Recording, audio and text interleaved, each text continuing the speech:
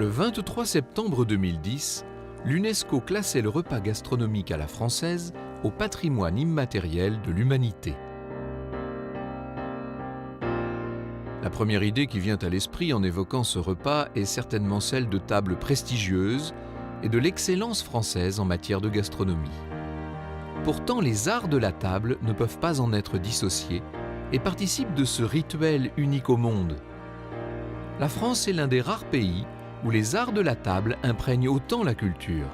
Ses habitants prennent traditionnellement place 3 fois par jour autour d'une table. Héritiers de siècles d'histoire et de savoir-faire, les arts de la table français sont en constante évolution depuis le Moyen Âge. Le Moyen Âge est très surprenant quant à son art de la table, parce que l'assiette n'existe pas. Donc on a des tailloirs et des tranchoirs, c'est-à-dire que au mieux c'est une planche de bois que chaque convive a devant lui, sur lequel repose une tranche de pain assez épaisse et sur lequel il dépose les aliments. À la table d'un roi, d'un prince, ça ne sera pas une planche de bois, ça sera de l'or, de l'argent.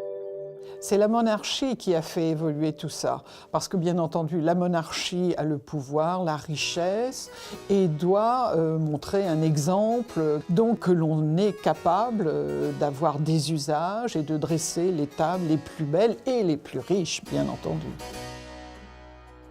Louis XIV a poussé à l'extrême le raffinement de l'art de la table.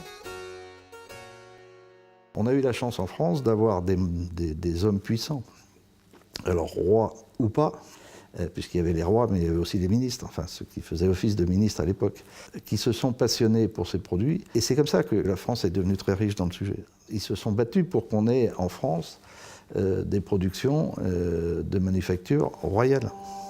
C'est comme ça qu'on a été à l'excellence. Et cette excellence s'est entretenue au fur et à mesure du temps, tout simplement parce que c'est les cours étrangères qui les ont fait vivre. Une fois que les cours françaises sont devenues moins importantes, les cours étrangères ont pris. Alors ça a été les colonies d'abord, et puis maintenant c'est tous les pays du monde. Le modèle monarchique va bientôt perdre de son influence. En 1789, la Révolution française renverse le régime. La société connaît de grands bouleversements.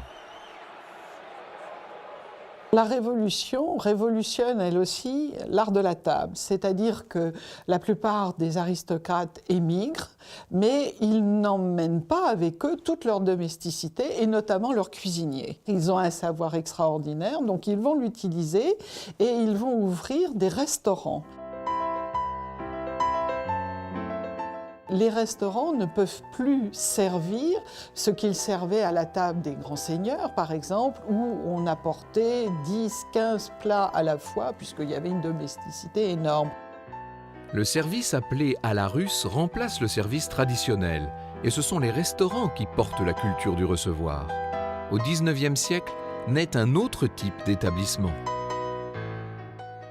Après les restaurants qui sont nés de la Révolution, apparaissent au XIXe les palaces avec là aussi des tables extraordinaires qui vont être recréées puisqu'ils s'adressent à des gens immensément riches. Donc là, ça rebouleverse à nouveau les arts de la table, à la fois dans leur présentation, puisque là, on ne parle plus de domesticité, bien entendu, mais on a beaucoup de personnel pour servir à table. Ces palaces vont demander à leur tour à tous les orfèvres, à tous les porcelainiers, de créer des services réservés à leur maison et vont à leur tour magnifier les arts de la table grâce à ça, à la fois dans les plats qui sont d'un raffinement extraordinaire et dans leur présentation. La création du palace coïncide avec l'apogée de la bourgeoisie. Avec elle, la tradition est bousculée, l'habitat et les modes de vie évoluent tandis que la révolution industrielle est passée par là. Au XIXe siècle, la salle à manger prend une très grande importance. Elle existait déjà dès le XVIIe siècle. On trouve des plans de châteaux où déjà la salle à manger est installée. Au XVIIIe siècle, elle commence à être beaucoup plus utilisée parce que c'est le siècle de l'intimité. Les gens veulent être entre soi et ne pas avoir toute cette domesticité autour. Et le XIXe siècle va continuer, mais en utilisant cette salle à manger à chaque fois que l'on reçoit. La table est fixe, c'est un meuble meublant qui existe et qui est là. Et il y a tout un savoir-faire autour de ça, notamment pour tout le linge qui va se mettre aux dimensions des tables. Et il y a aussi toute une plâterie, tout un arsenal d'accessoires qui va apparaître avec des matières qui sont de qualité, mais qui sont produites en grande série et donc à moindre coût. À partir du moment où la révolution industrielle fait que certaines entreprises ont pu fabriquer en plus grande quantité, bien évidemment, les choses ont changé. Surtout que dans le même temps, on a eu la révolution du transport. On a non seulement pu fabriquer des produits dans des entreprises, dans des usines, ce qui n'existait pas du tout auparavant, et on a pu les transporter. Les changements de technique majeurs à l'époque ont joué pour le métal. On a découvert à ce moment-là les possibilités par galvanoplastie de faire du métal argenté. La grande évolution du 19e, ça a été là.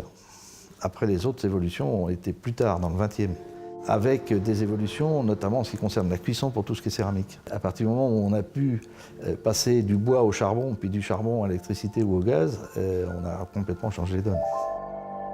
Au XXe siècle, les innovations dans les techniques de fabrication et l'apparition de nouveaux matériaux ouvrent la voie à de nouvelles formes, de nouveaux usages, toujours à moindre coût. Après la Deuxième Guerre mondiale, il y a eu des grands changements. Le premier grand changement, c'est l'arrivée de l'inox. L'inox, en fait, auparavant, on ne connaissait pas. On connaissait la tôle, on connaissait donc la ferraille. Ça a changé la donne pour tout ce qui est couvert, pour la plâterie, et ça a aussi changé la donne pour les instruments de cuisson. Le deuxième grand changement, c'est en ce qui concerne la verrerie, où auparavant, tous les verres étaient soufflés.